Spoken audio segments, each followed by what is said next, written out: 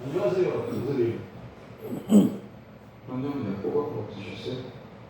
자, 앉으시다 병원 가서 갑자기 많이 드신 거 아니에요? 아닙니다. 기현 씨, 술 드신 것 같아요. 아닙니다. 조금 마셨어. 선배 반 정도 저는 안 마시라 했는데 술을 자꾸 마시자 해갖고 3년 전에 술 드시다가 쓰러져서 의식이 없을 때 첫째 딸이 감기 생겼죠. 그리고 어떻게 하셨어요? 바로 또 술 드셨잖아요. 결국 저는 둘째 딸까지 희생돼요. 그때 또 술을 드세요? 자식이 간 기증하는 거 당연한 거 아니에요.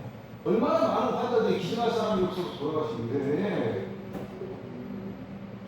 전 앞으로 환자분 수술 진료 못합니다. 더 오지 마세요. 교수님.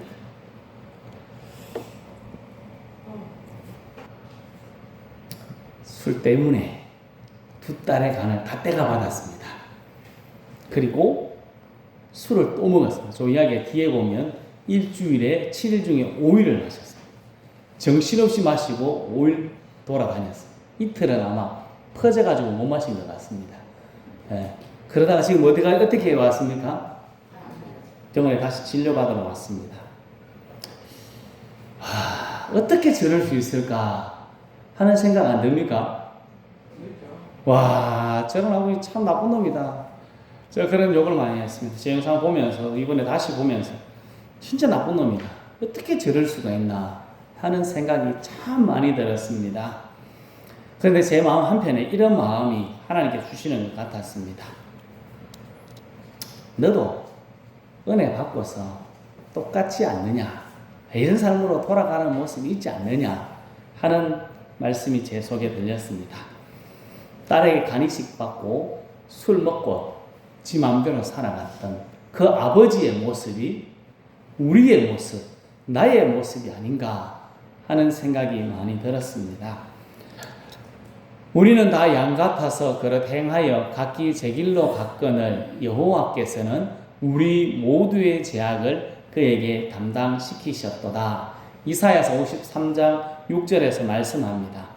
우리는 하나님을 떠나 내가 하고 싶은 대로 살던 사람, 허물과 죄로 죽은 사람, 희망도 소망도 없던 사람, 그게 우리들입니다. 그런 우리를 살리기 위해 하나님은 하나밖에 없는 아들 예수님을 이 땅에 보내주셨습니다. 그 예수님은 우리의 죄를 지고 우리를 대신하여 십자가에 죽으시고 우리의 죄값을 다 치러주셨습니다. 이 은혜의 복음을 믿어서 구원받고 하나님의 자녀 된 사람들이 여기 앉아있는 우리들입니다. 그렇다면 하나님의 자녀답게 제대로 살아가야 하지 않을까요? 하나님이 살려주셨는데 금방 본 영상처럼 두 딸의 간 이식을 받고 술 처먹는 못된 아버지처럼 살아가고 있지는 않습니까? 멋지게 하나님의 뜻대로 살아가고 싶은데 지금 우리의 삶은 그러지 못하고 있지는 않습니까?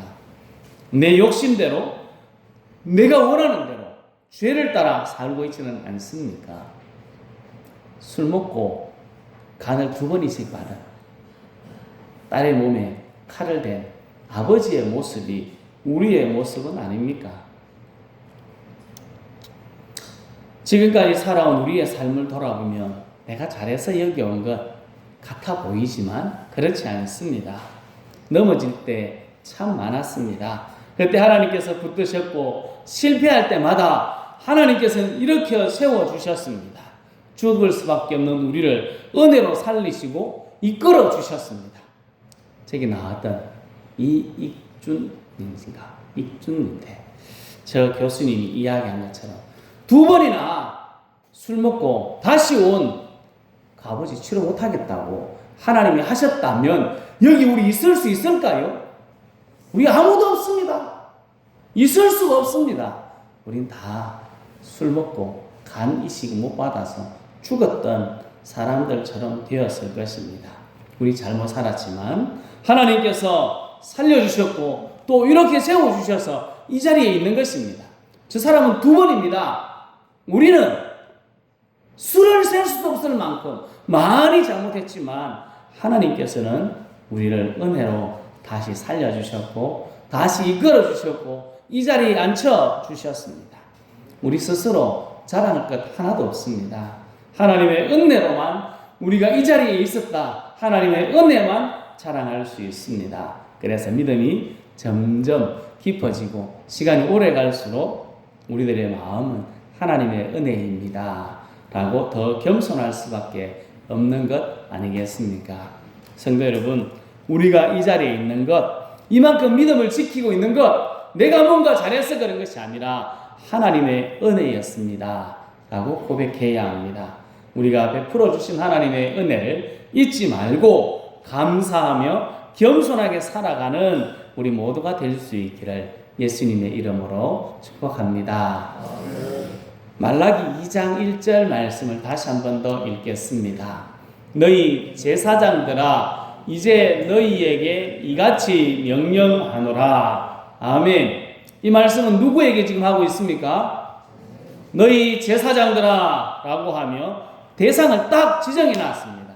제사장. 우리도 왕같은 제사장이니까 우리도 오늘 말씀에 똑같이 적용될 수 있습니다. 우리가 이 말씀을 잘 들어야 합니다. 제사장들이 하나님의 말씀을 제대로 듣지 않고 마음에 두지 않으면 내가 저주하겠다. 너희들이 벌써 저주를 받았다. 라고 2절에서 말씀하고 있습니다. 하나님께서 이 말씀을 하신 이유가 무엇일까요? 너희들 저주받으라고, 너희들 잘못했으니까 저주받을 거라고, 곧 나갈 거라고 그렇게 하신 것이 아닙니다. 하나님은 제사장들의 삶이 바뀌기를, 삶이 돌이키기를 원하는 것입니다. 4절 말씀을 같이 읽겠습니다. 만군의 여호와가 이르노라. 내가 이 명령을 너희에게 내린 것은 레위와 세운 나의 언약이 항상 있게 하려 함인 줄을 너희가 알리라. 아멘. 하나님께서 말씀하십니다. 내가 이 명령, 너희들이 저주받을 것이라 하는 이 명령을 한 이유는 다시 언약을 항상 있게 하려고 너희들과 같이 있기 위해서 그렇다라고 이야기하는 것입니다. 죄성을 가진 우리 잘못된 삶을 살 수 있습니다. 어떻게 보면 살 수밖에 없습니다. 잘못된 길을 살아갈 수밖에 없는 사람들이 우리들입니다.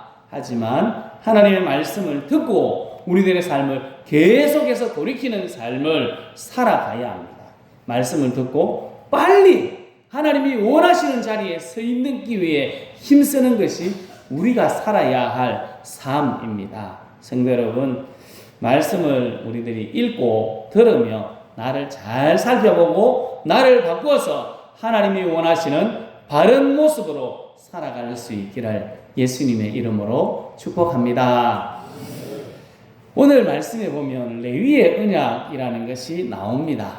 레위의 언약이 뭘까요? 레위는 어떤 하나님의 은혜를 받았을까요? 예, 맞습니다. 레위의 언약은 저주받은 사람이 하나님의 은혜로 제사장 되는 이야기를 레위의 언약이라고 이야기합니다. 레위가 저주를 받았습니까?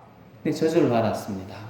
야곱은 죽기 전에 아들들에게 미래에 일어날 일들을 이야기하며 축복했다고 창세기 49장에 말씀합니다. 그런데 이 축복을 하면서 미래에 일어날 일을 하고 자식들에게 축복하며 시몬과 레위에게 이렇게 이야기합니다. 좀 긴데 같이 읽어보겠습니다. 시몬과 레위는 형제요, 그들의 칼은 폭력의 도구로다. 내 호나 그들의 모의에 상관하지 말지어다. 내 영광아 그들의 집회에 참여하지 말지어다.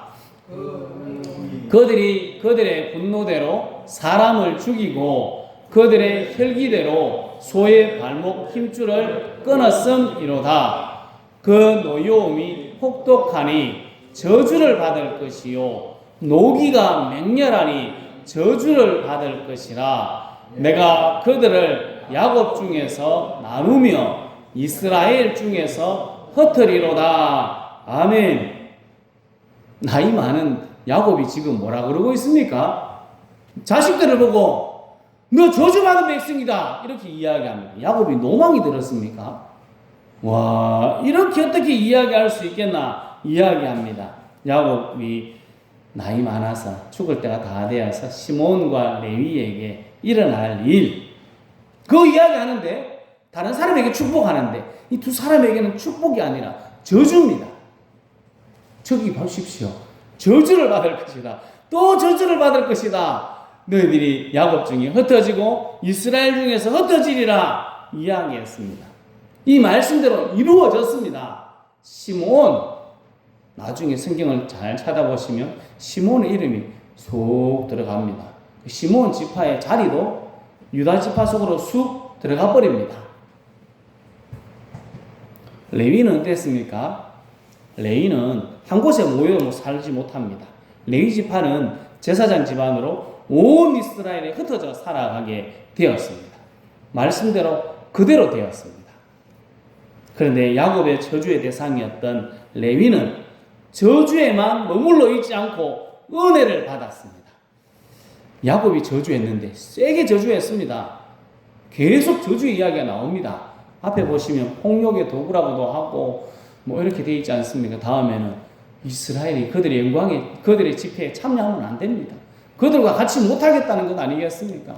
저주하고 또 저주합니다. 그런데 그의 모습은 바뀌었습니다.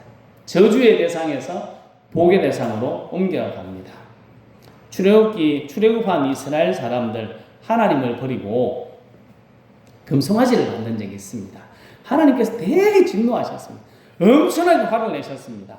많은 사람들이 금송아지 앞에서 미친 듯이 춤추며 난리가 났습니다. 하나님은 뭐라 하는지 모르겠고 나는 너무 좋았습니다. 너무 기뻤습니다. 산에서 이 방자한 모습을 보고 내려가라 하는 하나님의 지시를 받고 모세가 내려옵니다. 그 모습을 딱 보는 순간 모세도 기분이 팍 상해서 하나님께 주신 십계명 두 돌판을 확 던져서 깨버립니다. 그리고 사람들에게 이렇게 말합니다. 같이 읽겠습니다. 이에 모세가 집 문에 서서 이르되 누구든지 여호와의 편에 있는 자는 내게로 나오라 하매 레위 자손이 다 모여 그에게로 가는지라. 아멘. 여호와의 편에 있는 사람들을 다 오라고 이야기합니다. 많은 사람들이 지금 미친 듯이 우상 앞에서 처쳐대고 있는데 그 중에 하나님 편이 될 사람은 내게 오라. 모세가 이야기할 때 누가 갔습니까? 레위 지파가 갔습니다. 다 갔다고 합니다. 다 모여서 하나님 편에 서서 하나님의 마음으로 레위 지파 사람들이 한 게 있습니다. 칼을 들고 자기 형제, 자기 친구, 자기 이웃을 죽이는 일을 해야 했습니다.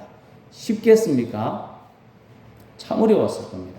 내 가족을 죽인다는 것 쉽지 않습니다. 마음대로 됩니까? 정이 있고 내 가족인데 그게 되겠습니다.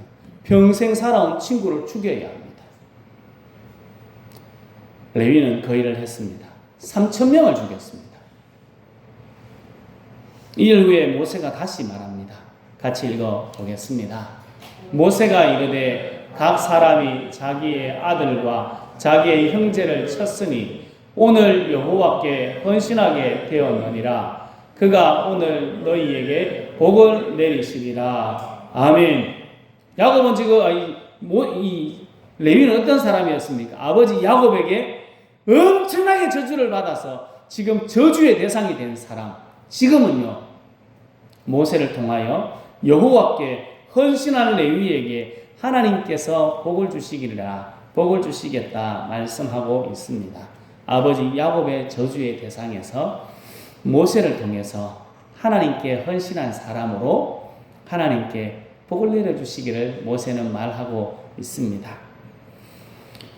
출애굽하면 또 여러 가지 일들이 있었는데 부올이라는 곳에 모압 여인들이 이스라엘 사람들을 유혹합니다. 음행했다고 합니다.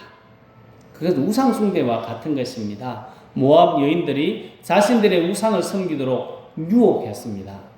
많은 사람들이 여기에 빠졌습니다. 하나님 이런 거 보고 기분이 나쁘시잖아요. 눈 돌아갔는데 우리도 지금 기분 나쁜데 하나님은 얼마나 기분 나쁘셨을까? 기분 나쁘다 막 이야기하고 있는데 하나님께서 이야기하고 있는데 시몬 지도자 시므리라는 사람과 미디안 여인 고스비라는 여자가 음행하려고 이스라엘 사람들 앞으로 쑥 지나가서 자기 막사로 들어갑니다. 어떤 기분이 들었을까요? 오, 저들 와 저러지, 이런 마음이 들지 않았을까요? 그때 레위인 제사장 비느하스가 그들을 따라가서 칼로 배를 찌릅니다. 양쪽 두 남자와 남녀가 배가 찔려 죽습니다. 이 모습을 하나님께서는 이렇게 평가하셨습니다. 같이 읽겠습니다. 제사장 아론의 손자 엘르아살의 아들 비느하스가 내 질투심으로 질투하여 이스라엘 자손 중에서 내 노를 돌이켜서 내 질투심으로 그들을 소멸하지 않게 하였도다. 그러므로 말하라. 내가 그에게 내 평화의 언약을 주리니 그와 그의 후손에게 영원한 제사장 직분의 언약이라. 그가 그의 하나님을 위하여 질투하여 이스라엘 자손을 속죄하였음이니라. 아멘. 사람을 죽인 그 모습을 보고 하나님을 위해 질투했다라고 말씀합니다. 그리고 평화의 언약을 주겠다. 오늘 말씀에는 화평의 언약이라고 되어 있습니다. 하나님은 레위 자손과 화평의 언약, 평화의 언약을 맺습니다. 아버지 야곱의 저주에서 벗어나서 지금 하나님과 평화의 언약을 맺게 된 것입니다. 저주의 대상에서 지금은 하나님께 헌신한 사람, 하나님의 언약을 맺은 사람이 되었습니다. 이것은 레위 사람들이 잘해서 잘나서 그런 것이 아니라 하나님의 은혜로 된 것입니다. 금송아지 사건 때도 조금 전에 이야기 드렸던 부월의 음행의 사건 때도 하나님께서 은혜 주셔서 그렇게 할 수 있도록 만들어 가 주신 것입니다. 우리도 믿음을 살아가면서 하나님께서 우리의 마음을 주셔서 이렇게 나와서 예배할 수 있도록 헌신하고 봉사할 수 있도록 만들어 주신 것입니다. 그러면 제사장은 은혜 받은 사람은 어떻게 살아야 했을까요? 어떻게 제사장들이 살아야 했을까요? 5절을 같이 읽겠습니다. 레위와 세운 나의 언약은 생명과 평강의 언약이라. 내가 이것을 그에게 준 것은 그로 경외하게 하려 함이라. 그가 나를 경외하고 내 이름을 두려워하였으며. 아멘. 제사장 그리고 하나님께 은혜를 받은 사람은 어떻게 살아가야 되느냐? 하나님을 경외하는 삶을 살아가야 합니다. 저기 경외라고 이야기하고 있습니다. 경외하는 삶.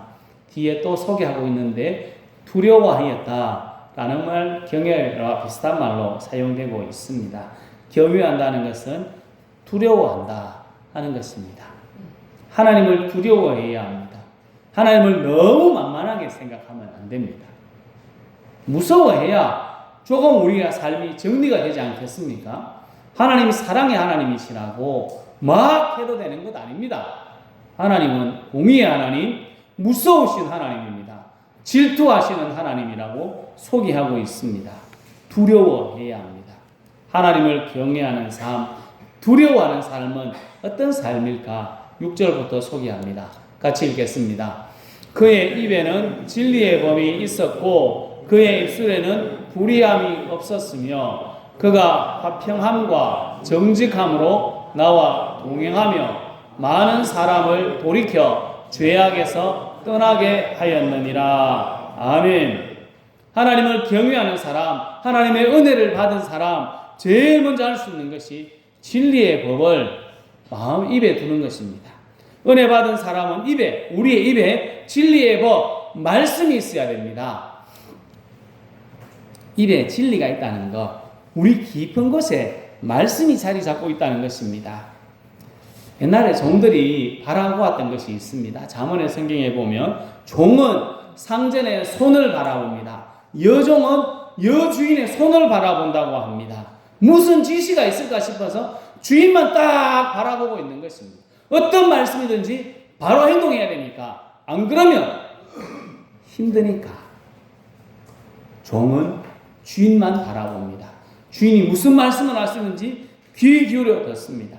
하나님을 두려워하고 하나님을 무겁게 생각한다면 하나님의 말씀을 잘 들을 수밖에 없습니다.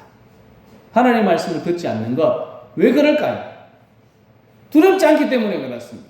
아무렇지도 않기 때문에 그냥 대충 듣고 대충 살아갑니다. 우리의 마음 깊은 곳에 말씀이 자리 잡고 말씀대로 살기를 힘써야 합니다. 제사장의 입술은 말씀을 구하는 삶, 사람들이 찾아와서 말씀을 구하는 삶을 살아가야 되는데 우리보다 누가 더 말씀을 잘할까요? 안 믿는 사람들이 말씀을 더 잘합니다. 우리는 신경도 안 씁니다. 일주일에 한번 교회 나와가지고 설교 들으면 됐지 뭐 하고 넘어가는데 다른 사람들은 그렇지 않은 모양입니다. 우리가 말씀을 가까이 해야 합니다. 말씀을 읽고 듣고 지키기 힘써야 합니다. 말씀이 내 마음에 내 가슴에 자리 잡도록 힘써야 합니다. 두려워한다면 그게 가능합니다. 경외한다면 가능합니다. 하나님을 경외하고 두려워하는 사람, 말씀을 마음에 새기는 사람입니다. 두 번째로 은혜 받은 사람, 제사장은 그의 입술에 불의함이 없었다라고 말합니다. 입술에 우리 입에 불의함이 없습니다. 우리 참 말을 많이 하고 삽니다. 열린 입이라고 참 마음대로 막 이야기합니다. 그렇지만 불의함이라는 건 도덕적이지 못한 말입니다. 덕스럽지 못한 말을 말합니다. 하나님의 말씀을 우리 입에 마음에 가지고 있다면 우리의 입술은 도덕적이지 못하고 덕스럽지 못하고 다른 사람을 비방하고 원망하는 말을 하면 안 되는 것입니다. 안 하려고 애를 많이 써야 됩니다. 말 고치는 게 진짜 어렵습니다. 마음대로 안 됩니다. 욕하던 말은 막 나도 모르게 욕이 막 기 나옵니다. 우리 애들 학교 가보면 저 안 가봤어 모르겠지만 애들이 쉽게 뭐 합니까?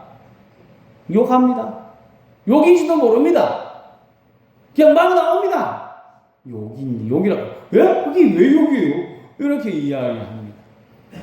우리도 그렇습니다. 우리도 입에 밴 게 막 나옵니다. 원망의 말이 배에 있다면 원망의 말이 나도 모르게 뭐 쑥쑥 나옵니다. 고쳐야 합니다. 은혜스럽고 덕스러운 말, 사람을 세우는 말을 해야 합니다. 말씀을 가지고 그 말씀대로 살기 위해 힘쓰며 우리의 입술을 조심하고 또 조심해야 합니다. 제사장은 은혜스러운 말, 덕스러운 말, 사람을 세우는 말을 해야 된다. 금방 말씀하고 있습니다. 세 번째로는 은혜 받은 사람, 제사장은 하나님과 동행해야 합니다. 그리고 화평과 정직으로 행동해야 한다. 말씀하고 있습니다. 우리는 하나님이 거하시는 성전이라고 합니다. 성령이 우리 안에 계속 거하십니다. 그리고 우리 지옥 갈 수 없는 것입니다. 하나님이 늘 거하시는데, 하나님이 늘 함께 하시면 인도하시는데 우리가 안 듣습니다. 하나님께서 함께 하신다면 화평과 정직을 따라 행동할 수밖에 없습니다. 성령 하나님이 우리에게 계속 이야기하는데 우리 안 듣기 때문에 결국 무뎌져서 아무것도 안 하는 것처럼 아무것도 말하지 않는 것처럼 이야기할 때가 많습니다. 하나님께서 말씀하시는 음성을 잘 듣도록 우리는 힘써야 합니다. 우리 속에 거하시는 하나님이, 우리와 늘 함께 하시는 하나님이 나에게 말씀하시는 이야기를 잘 듣고 화평과 정직함으로 행동해야 합니다. 내 말, 내 삶을 고쳐 나가야 합니다. 그것이 제사장이 원하는 삶, 제사장이 살아가야 할 삶입니다. 마지막입니다. 다시 6절 말씀을 한번 읽겠습니다. 그의 입에는 진리의 법이 있었고 그의 입술에는 불의함이 없었으며 그가 화평함과 정직함으로 나와 동행하며 많은 사람을 돌이켜 죄악에서 떠나게 하였느니라. 아멘. 마지막으로 은혜 받은 사람, 제사장이 해야 할 일은 많은 사람을 옳은 대로 돌이키게 하는 것입니다. 우리는 그리스도의 편지입니다. 예수의 편지가 되어서 나를 통하여 많은 사람들이 하나님께로 나올 수 있도록 해야 합니다. 말도 해야 되지만 행동도 해서 복음을 전하고 사람들이 교회 나올 수 있도록 만들어가는 삶을 우리가 살기 힘써야 합니다. 이 사람들이 이렇게 살아야 했습니다. 우리가 이렇게 살아가야 합니다. 처음에 봤던 영상, 간 이식을 했는데 술 먹자고 누가 유혹했습니까? 나쁜 놈들입니다. 그 놈들 어떻게 해야 됩니까? 끊어야 됩니다. 그런 놈들을 데리고 와야지, 교회를. 많은 유혹들이 우리에게 있습니다. 우리에게도 유혹들이 참 많습니다. 그 유혹들을 핑계로 여기면 안 됩니다. 진짜 그런 친구가 있다면 그 친구 끊어내야 됩니다. 유혹을 이겨내야 됩니다. 안 그러면 어떻게 됩니까? 죽습니다. 죽습니다. 우리도 하나님 말씀대로 살아가자고 금방 4가지를 이야기 드렸는데 그대로 살아가자고 이야기했는데 우리는 왜 못합니까? 유혹을 자꾸 하거든요. 성경 안 읽어도 된다 하던데 안 읽어도 지금까지 잘 살아왔는데 말 대충 해도 됐는데 하나님과 동행한다고 해요. 대충 살아도 다 되던데 전도 안 해도 전도해도 안 오는 걸 핑계거리가 너무 많습니다. 우리가 할 수 있는 이야기 너무 많습니다. 그 모든 것을 끊어내야 합니다. 하나님께서 제사장들을 보고 그리고 우리들을 향해서 강력하게 말씀합니다. 너희 제사장들아 너희의 복을 저주하리라. 하나님께서 강력하게 이야기합니다. 너희들 저주에서 복을 받아서 살고 있지만 그 복이 다시 저주가 될 것이다. 하나님은 말씀했습니다. 이 말씀을 우리가 기억해야 됩니다. 핑계 대면 안 됩니다. 친구 때문에 친구가 내 대신 안 죽어줍니다. 친구는 지 혼자 잘 먹다가 지대로 살다가 갈 거고 내가 죽습니다. 우리들은 너희 제사장들아 너희의 복을 저주하리라 하는 이 말씀을 우리 마음에 잘 기억해야 합니다. 하나님을 의지하며 똑바로 살기 위해 핑계가 아니라 최선을 다하고 예를 많이 써야 합니다. 이것이 우리가 살 길입니다. 믿음 생활 대충 하면 안 됩니다. 대충 하면 결국 망합니다. 술 먹자 하면 술 먹고 뭐 하자 하면 뭐 하고 하다가 결국은 죽습니다. 우리는 바로 살기 위해 최선을 다해 믿음으로 살기 위해 힘써야 합니다. 지금 복 받고 있는 이 복을 계속 누리고 하나님에게 징계받아서 뒤지도록 안 터지기 위해서는 똑바로 사는 것이 필요합니다. 성도 여러분, 제사장들에게 하나님 경외하기를 요구하고 있습니다. 하나님을 두려워해야 합니다. 무서워해야 합니다. 그래서 말씀을 가까이 하고 말을 조심하고 하나님과 동행하며 바른 삶을 살고 이웃과 화평을 이루며 선한 영향을 끼치는 우리 모두가 될 수 있기를 예수님의 이름으로 축복합니다. 끝났습니다. 너희 제사장들아 하나님은 부르고 명령하고 있습니다. 말씀 듣지 않으면 저주하겠다. 강력하게 말씀하셨습니다. 하지만 하나님은 저주하라는 것이 아니라 레위와 맺은 생명과 평강의 언약 안으로 다시 돌아오라 그렇게 말하고 있는 것입니다. 저주의 대상이었던 레위가 은혜 안에서 하나님 편에서는 결단으로 제사장의 은혜를 받은 것처럼 우리도 하나님의 은혜로 새 생명 얻은 왕같은 제사장입니다. 왕같은 제사장답게 하나님을 경외하며 하나님을 두려워하며 말씀을 가까이 하고 입술로 덕을 세우는 말을 하고 하나님과 동행하며 화평과 정직으로 살아가고 많은 사람을 하나님께로 인도해야 합니다. 성도 여러분, 하나님의 은혜로 구원받아 왕같은 제사장 된 사람답게 날마다 말씀대로 바른 삶을 살아서 하나님을 경외하며 하나님께 영광 돌리는 우리 모두가 될 수 있기를 예수님의 이름으로 축복합니다. 기도하겠습니다.